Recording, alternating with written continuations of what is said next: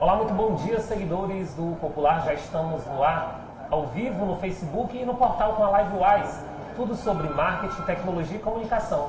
Você pode deixar sua mensagem, seu bom dia, acompanhar o tema de hoje e comentar sobre o assunto. Hoje vamos falar sobre o comportamento do consumidor, sob a ótica da universidade. Para isso, recebemos os professores da Universidade Federal de Goiás. Marcos Severo, muito bom dia, muito obrigado por ter aceito o nosso convite. Bom dia, muito obrigado. Também recebemos o Ricardo Limonge. Bom dia, Ricardo, tudo bem? Bom dia, Michel, obrigado pelo convite. Eu que agradeço a presença aqui de vocês, tá? Gente, primeiramente vamos falar um pouquinho por que nós vamos falar sobre esse assunto.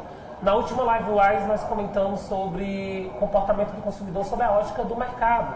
A gente trouxe a gerente de marketing do Shopping dos Cosméticos e a gente também trouxe o sócio-diretor da agência Inquieta Jordão. Eles falaram muito sobre a ótica do mercado. E hoje também a gente quer saber, discutir um pouquinho sobre como a universidade, como a pesquisa. Vocês têm um projeto de pesquisa e extensão que estuda justamente o comportamento do consumidor lá na Universidade Federal. Como é que é isso hoje? Como é que vocês, o desenvolvimento dos estudantes, das pesquisas que vocês realizam e desse grupo hoje lá na UFG? Sim, Michel, nós coordenamos um grupo chamado ADMKT, que é o Grupo de Pesquisa e Extensão em Marketing e Comportamento do Consumidor na UFG. E nós temos dois pilares. O primeiro é aproximar o que é feito em termos de marketing na universidade do mercado, porque, bom, marketing é negócio, a gente sempre está em contato com isso. E o segundo pilar é incluir os estudantes nisso para que eles consigam experienciar na prática atividades administrativas e de marketing.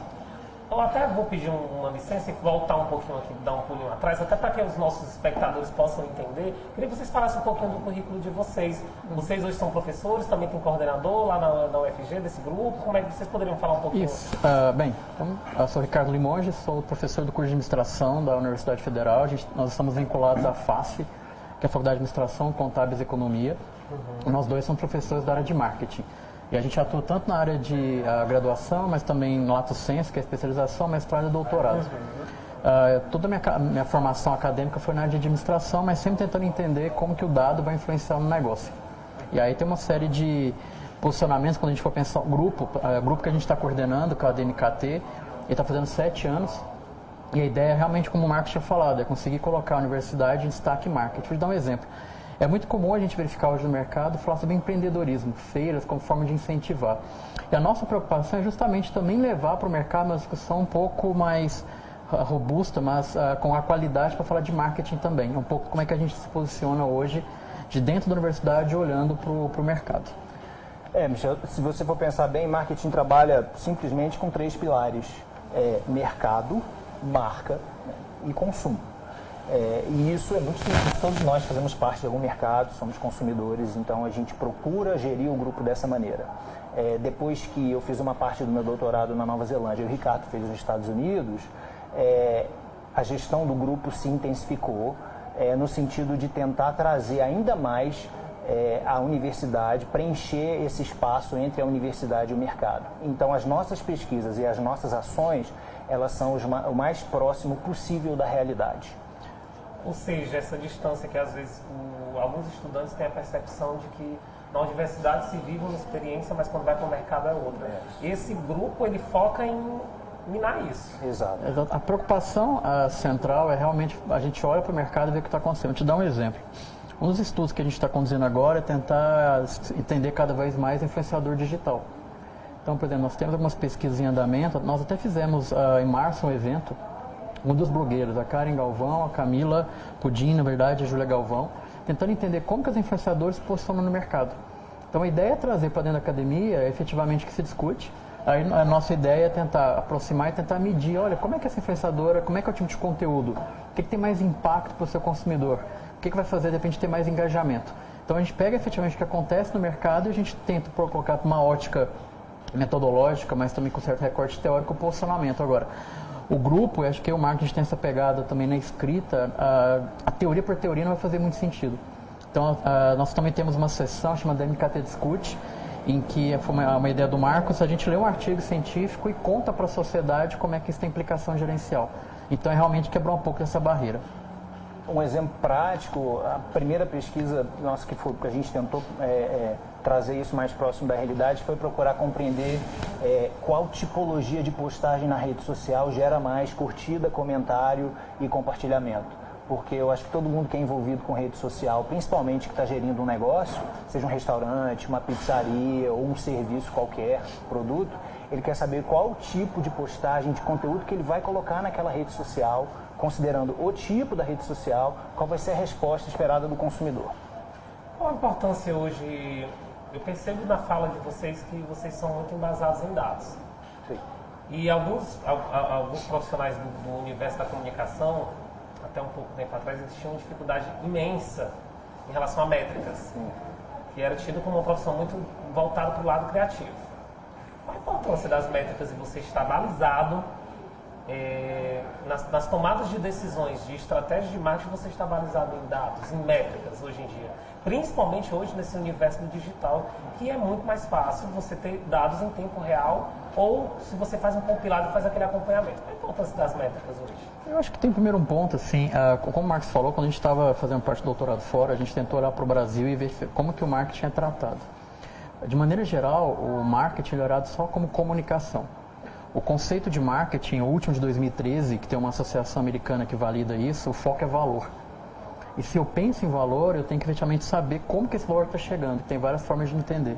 E aí um dos pontos que a gente tenta olhar de maneira geral nas pesquisas é como é que efetivamente eu vou medir, mas será que eu estou montando a estratégia certa também? É só pegar um paralelo, se a gente pega o Canvas, por exemplo, que veio de um acadêmico holandês. O Canvas basicamente é você pensar um negócio e depois para colocar em prática você tem que fazer a medição disso. E parte dos nossos estudos consolida muito efetivamente em pensar a estratégia. Ok, eu estou inovando pensando de maneira criativa. Chegou no mercado de maneira correta, está dando desempenho, está dando alcance. Então a gente acaba sempre pensando efetivamente como que eu entrego um dado concreto. É quebrar um pouquinho que o empreendedorismo trabalha muito, que é o feeling, é o achismo. Até o marketing tem um caminho de estudo chamado de marketing empreendedor. Eu trabalho marketing, mas só com feeling. Só que esse feeling também a gente consegue medir e entender um pouco mais. Sobre a questão das métricas, bom, as métricas elas deixam as coisas mais concretas, né, e validam as suas ações. Então, se a gente for falar em termos de rede social, às vezes você produz algum conteúdo e vê lá alcance, né? Alcance é a quantidade de pessoas, né, que efetivamente teve contato com aquela mídia. Agora, se eu for falar em conversão é uma parte do alcance. Se eu estiver vendendo um produto, vendendo um serviço, ou eu quero só que o meu consumidor acesse uma página para conseguir os dados dessa pessoa, então a conversão vai ser um outro tipo de métrica. Então, as métricas de marketing, elas baseiam as decisões das empresas. Seja a empresa, menor empresa possível, né? 5, 10 pessoas nessa empresa, como as grandes empresas. Então, essa que é a importância das métricas. No cenário atual, elas estão extremamente disponíveis, né? Porque os pontos de contato entre o consumidor e as empresas diminuíram. Deixa eu fazer uma pergunta. Vocês já têm um grupo de pesquisa e extensão há 7 anos lá na UFG. Quais os resultados que vocês já assistiram desses 7 anos de trabalho com os estudantes, com esse contato imediato com os estudantes? Graduação, doutorado, mestrado, especialização. Vocês estão, no geral, ali lidando com vários perfis de estudantes. Ótimo. Quais os resultados que vocês têm recebidos e quais as respostas que vocês já encontraram nesses 7 anos de trabalho aqui em Goiânia? Bom, em questão, falando especificamente de resultado, eu vou dividir em duas partes. Primeiro é um resultado do mercado, né? Como a gente tenta aproximar cada vez mais do mercado, as nossas pesquisas são com dados reais. Algo que está acontecendo no varejo, numa loja de roupa ou numa rede social. Então a resposta dos donos de negócio é: olha, o que vocês estão fazendo me ajuda a gerir o meu negócio. Em termos pedagógicos, acho que se somar a quantidade de alunos que eu e Ricardo nós já orientamos, acho que dá quase 100 alunos de graduação. Nossa. E é muito interessante observar o desenvolvimento desses alunos, o desenvolvimento educacional. Eu garanto que eu, por exemplo, o Ricardo também não teve esse tipo de formação na graduação, era outra época, né? Então é muito bacana observar o desenvolvimento desses alunos, alguns deles até fazem mestrado, fazem doutorado. Então eu classifico assim como 2 grandes bons resultados. Todos são alunos de administração ou outros alunos de outras áreas também podem ter esse contato com o ADM? KT. ADM, KT. Nós já tivemos alunos de ciência da computação, também da área de publicidade e propaganda, mas como nós somos vinculados à curso de administração, acaba que eles direcionam um pouco mais.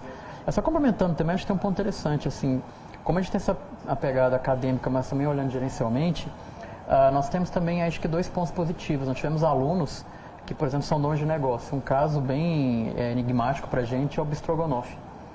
Foi de um aluno nosso, e a gente conseguiu fazer uma pesquisa lá dentro. Ele fez, literalmente deu a chave do cofre para a gente, para entender como é que entra dinheiro, e a gente usou as técnicas de marketing para avaliar isso. E por outro caminho, nós tivemos alunos que começaram com a gente iniciação científica na graduação e hoje estão fazendo doutorado no UNB, por exemplo. Então a gente tem essa preocupação, então, ao mercado, dar satisfação, mas também capacitar pesquisadores aí.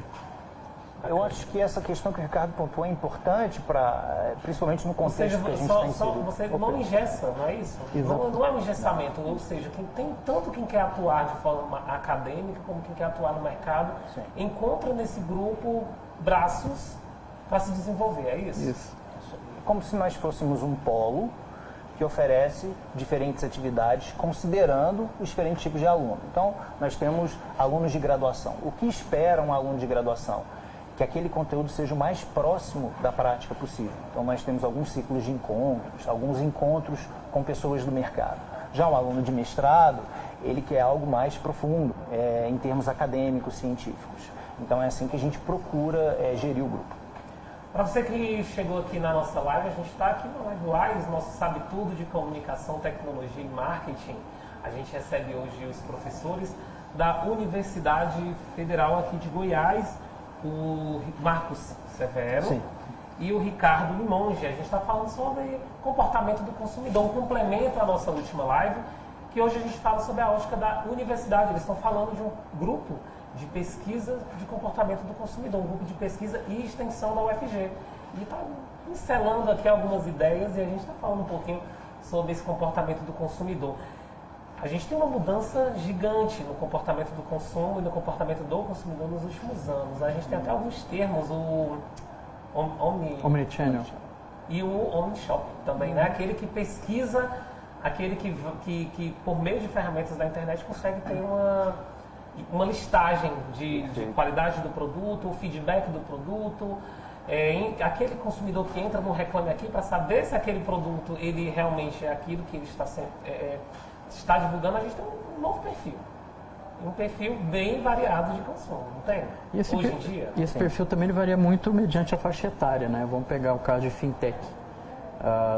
Pensar na época do meu pai, por exemplo, poxa, eu não vou ter um banco para ir lá reclamar, vou reclamar só pelo celular, isso é uma mudança. Agora, o que efetivamente a gente começa a entender comportamento olhando para varejo em específico, basicamente dois comportamentos.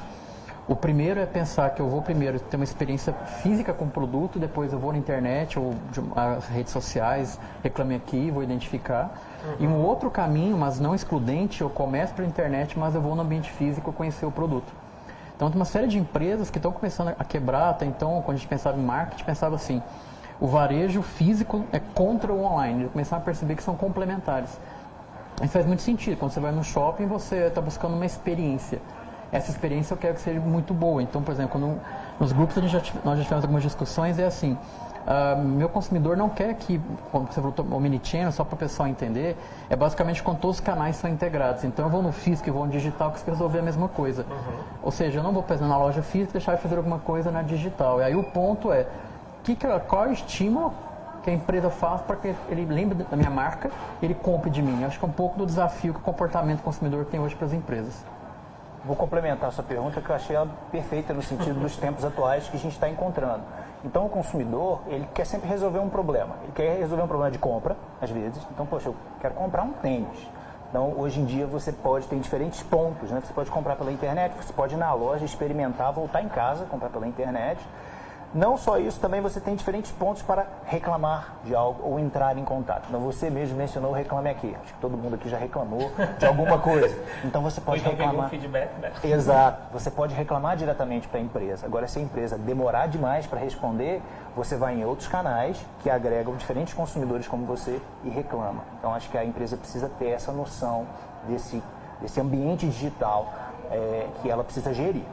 Gente, agradecer vocês que estão acompanhando a nossa live, mandar um abraço aqui para o Juan Carvalho, André Monteiro, beleza, está dizendo que show, Evandro Pereira dos Santos, bom dia, Evandro, obrigado por acompanhar a nossa live, Rosiane Felipe está aqui também dizendo show, estão gostando da live.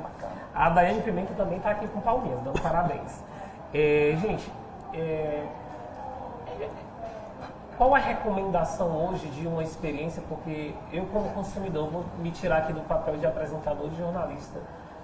É muito complicado quando você tem uma experiência totalmente diferente numa loja física e quando você vai ter na loja online ela não é complementar, é como se fossem dois produtos diferentes. Isso ainda é uma realidade do nosso mercado. Pessoas que desenvolvem estratégias que não se complementam. A gente não tem como se fosse um produto 360, que hoje em dia se fala muito desse termo, né? Ou no jornalismo, ou na comunicação, quando a gente fala uma experiência transmídia. Eu queria saber de vocês em relação a isso. É um erro das empresas? O que é que vocês hoje, como universidade, como pesquisadores, percebem de empresas que conseguem ter uma estratégia que se complementa no on e no press, como se diz, para não falar off, eu não gosto muito desse termo off. Não existe mais off, né? Não, eu acho que, enfim... então, assim, é um pecado hoje de uma experiência de marketing o consumidor ter essa sensação de estratégias diferentes quando é numa plataforma digital e numa plataforma física? Eu acho que tem um ponto interessante que você mencionou pelo seguinte, é extremamente comum discutir uma abordagem de design thinking, pensar. Qual que é o grande erro aí, pegando o gancho que você colocou? É não pensar como consumidor. Você pensa como tecnologia, eu penso como engenheiro. Só que a forma que eu uso o aplicativo não é a forma que o engenheiro que construiu usa, por exemplo. A forma com a qual... Vou te dar um outro exemplo. É muito comum agora reconhecimento facial. Você entra numa loja de varejo, por exemplo, a partir do momento que você identifica, ele consegue pegar facilmente o seu rosto e verificar qual que é o lado que você está indo dentro da loja. Aí eu falo, poxa, tem estudos que mostram isso. Geralmente mulher vai para a esquerda. Então, quando você entra na loja, o mostruário está para cá. Agora, se no digital, eu tenho que pegar, por exemplo, se eu sou canhoto. Então, teoricamente, o meu mouse, a tendência é vir para cá. Então, eu posso pegar a inteligência que eu estou usando no físico e levar para o digital também. Agora, o que as empresas acabam fazendo? É pensando muito mais em criar, mas não conversar com o consumidor. Eu acho que aí, realmente as empresas pecam muito. É mais ou menos o que a gente discute bastante no grupo, é olhar o dado, mas não olhar o comportamento. Acho que isso é um ponto. Acho que o Marcos já deve ter visto, tem um estudo, quem trabalha com segmento de mercado, se você pegar a mesma idade, que tenha sangue real, que seja britânico, eu posso encontrar, por exemplo, o Ozzy Osbourne e o Príncipe Charles. Só que comportamentalmente, para acioná-los e verificar o comportamento, vai ter uma grande diferença. Então, acho que é olhar como consumidor e não como engenheiro. O grande desafio, Michel, é que quando a gente fala assim, o consumidor online. Então, o consumidor online ele é formado de vários grupos de consumidores, desde aquele jovem antenado que compra direto no celular e não precisa experimentar o produto, até daquela pessoa da nossa família que é um pouco mais resistente, que abre o computador, abre o notebook, pesquisa o produto, vai na loja, vê como está o produto e volta e compra, né?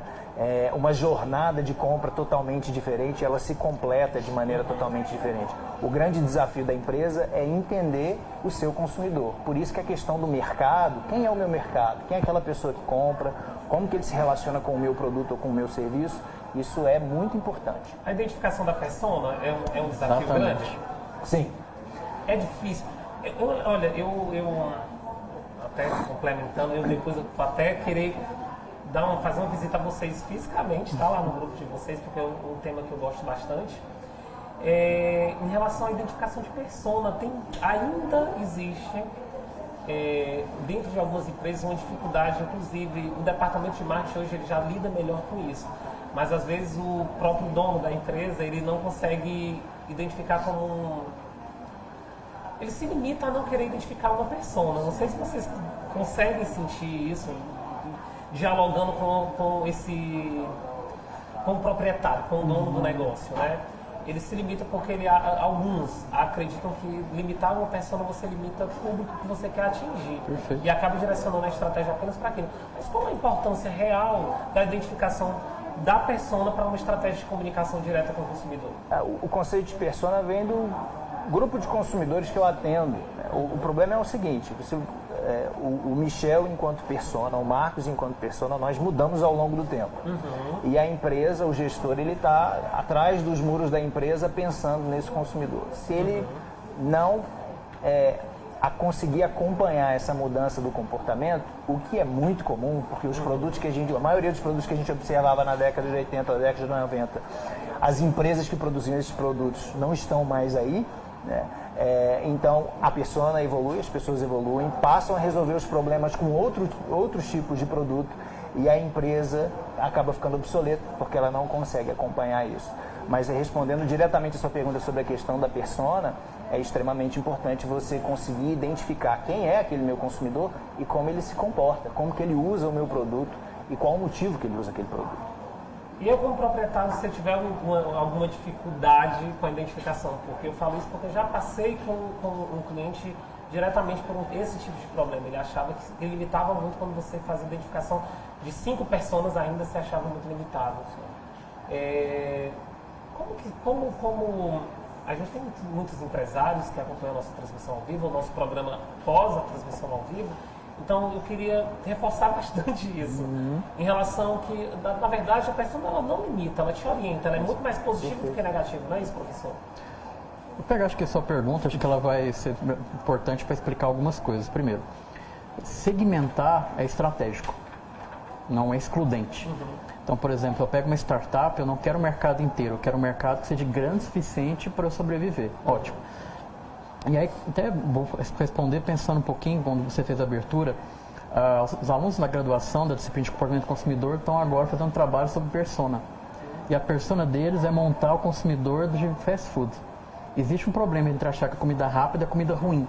Então é conseguir entender. Aí, pensando agora de maneira bem didática, o que o empresário pode fazer? Primeiro, conversar com ele de maneira efetiva. O que isso quer dizer? Sentar do lado dele e falar assim, por favor, qual que é a sua idade?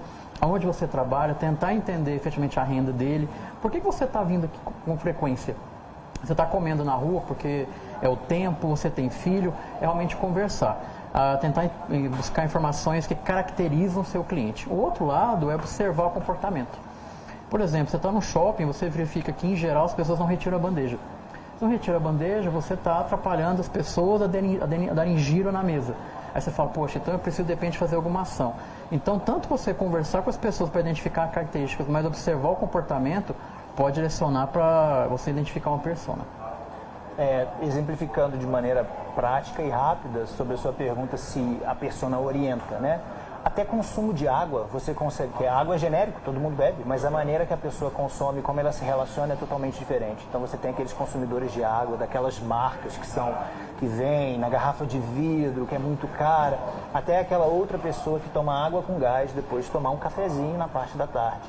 Se eu for uma empresa que comercializa água e esses dois mercados forem importantes, essas duas personas, ótimo para mim. Eu vou defini-las como personas e vou atacá-los de maneira diferente.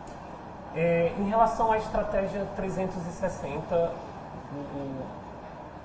hoje a gente fala muito da questão da transmídia, da multiplataforma, e nós somos um grupo, por exemplo, aqui no grupo Jaime Câmara, é um grupo de solução de comunicação. Nós temos TV, rádio, jornal impresso, digital, e historicamente o lançamento de cada nova mídia, de cada novo veículo, de cada nova plataforma de comunicação era decretada a morte de um anterior.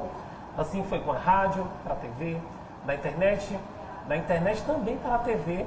Então assim, todo mundo acabava que se lançavam dúvidas em relação à sustentabilidade das plataformas anteriores.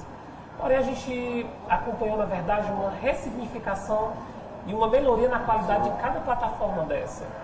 Então, o que falar hoje, por exemplo, vocês como comunicadores, vocês como pesquisadores, comunicadores, professores que estão no âmbito da universidade, o que se falar desse processo de ressignificação, por exemplo, hoje que a gente vive na realidade do jornal impresso, da TV, da rádio, diante do desafio também da comunicação por meio da internet?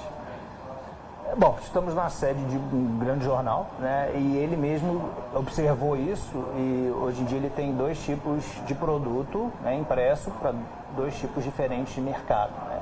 Você tem consumidores um pouco mais velhos que leem o jornal de determinada maneira, então para esse tipo de consumidor eu tenho uma assinatura, um tipo de produto, um tipo de linguagem, e outro consumidor, né, que vai ler esse jornal de maneira mais rápida, né? Então o conteúdo é entregue de forma mais rápida. Então a estratégia acompanha a maturidade do mercado. Eu tenho a mesma opinião que você e acredito que quem está assistindo a gente também, né? O que a gente vai observar é uma microsegmentação cada vez maior. As pessoas vão se reunir cada vez em grupos menores e conseguir o que elas necessitam. Desde produtos e serviços para vestir, né, para usar, até consumir os meios de comunicação de forma integrada, 360, multiplataforma. Vai muito da questão da experiência. Eu vou te dar um exemplo de pessoas que eu conheço que, apesar do desenvolvimento digital, dos e-books, por exemplo, existem pessoas, assim como eu, que ainda preferem os livros impressos. E eu sou de uma geração que já foi muito impactada com a questão do digital. A minha formação, a minha experiência de trabalho foi totalmente digital, mas a minha experiência de leitura no impresso é completamente outra. Vocês, que trabalham com esses grupos de pesquisas, e com dados, e com os números, com os professores, dá para se observar que existe sim uma geração que foi impactada muito com o digital, mas que ainda tem o hábito de uma experiência totalmente diferente quando a gente fala de papel? Acho que é interessante, estou aqui lembrando da realidade de sala de aula. A gente está falando alguma coisa, o aluno está no celular pesquisando ao mesmo tempo. E o papel também acaba sendo uma estratégia para o professor efetivamente mostrar a importância daquilo. Por exemplo, parte do meu prazer de ler veio ver meu pai folheando o jornal todo dia e lendo. Aí tem aquela questão que o pessoal fala assim, nossa, eu gosto de cheiro de livro novo, então... Eu gosto. Acho que é a forma do estímulo. Acho que o importante é que um não vai realmente excluir o outro. Acho Se que ressignifica, né? A gente hoje, por exemplo, tem bandas, músicos que lançam vinil. Sim. E num preço bem alto, né? E ele não se tornou antigo. Pelo contrário, fala que da experiência do vinil é totalmente diferente da experiência, por exemplo, de uma reprodução de música no digital. E a gente fala hoje no universo que a gente tem Spotify, Deezer, iTunes, enfim. Mas o ponto muito bacana que você disse é a experiência. A todo momento a gente está falando isso, entender como que eu vou propiciar a experiência em qualquer plataforma. A plataforma independe, eu quero surpreender o meu consumidor. Vocês acreditam, já tem alguma resposta em relação às ações de live action, né? Essas ações mais multiplataformas e que são mais rápidas e de entrega de comunicação mais direcionada? Vocês têm algum dado, já tem algum número em relação a isso? Nós desenvolvemos uma pesquisa com um supermercado, em que esse supermercado não fazia nada na rede social, é um supermercado popular, e ele começou a desenvolver um aplicativo mobile, ou seja, no smartphone, para as pessoas visualizarem as ofertas e comprarem na loja. E a gente identificou que existe um caminho mais efetivo para a estratégia. Então, quando você quer que o consumidor seja puxado, né, para o seu ponto de venda, você deve usar panfleto tradicional e promoção. Agora, se você quer desenvolver conhecimento de marca, não necessariamente induzir a compra imediata, aí você usa outro caminho de comunicação. Teve um estudo bem legal, que estou lembrando aqui, uma empresa de colchão. Estava assim, vou investir em mídia, não dava certo. Ele contratou um caminhão, colocou o Mickey e o Capitão América passando uma rua fazendo barulho. Aquilo lá fez a galera ir até a loja. Então, assim, se a gente for pensar, não faz o mínimo sentido.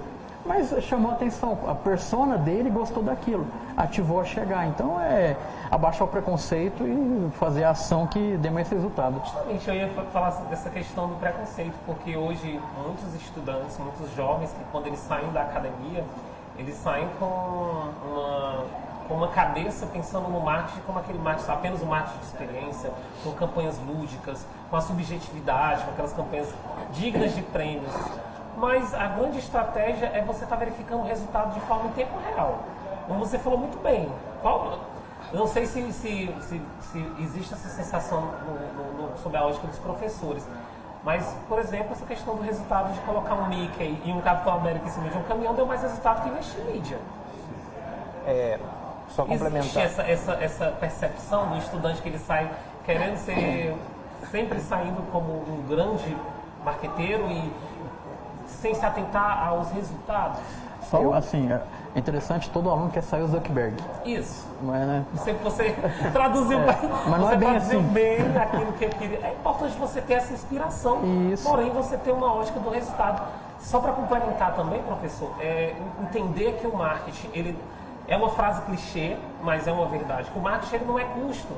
O marketing ele é investimento, é isso? Certo. E sob a ótica dos resultados, você tem que estar com um olhar bem atento, para ter a percepção de que talvez uma campanha lúdica não esteja dando resultado, como colocar um caminhão e um Mickey e um Capitão América gritando e fazendo barulho. Exato.